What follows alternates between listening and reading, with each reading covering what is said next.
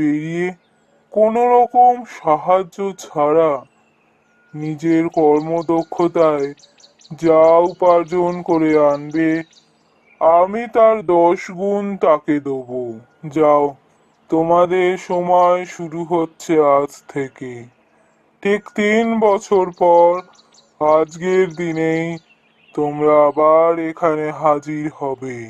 ঠিক আছে বাবা, আমি এক্ষুনি বেরিয়ে পড়ছি। বাবা, আমি আজ বিকালে বেরোবো। বাবা, আমার কিছু সময় দরকার, আমি কাল সকাল থেকে যাত্রা শুরু করব।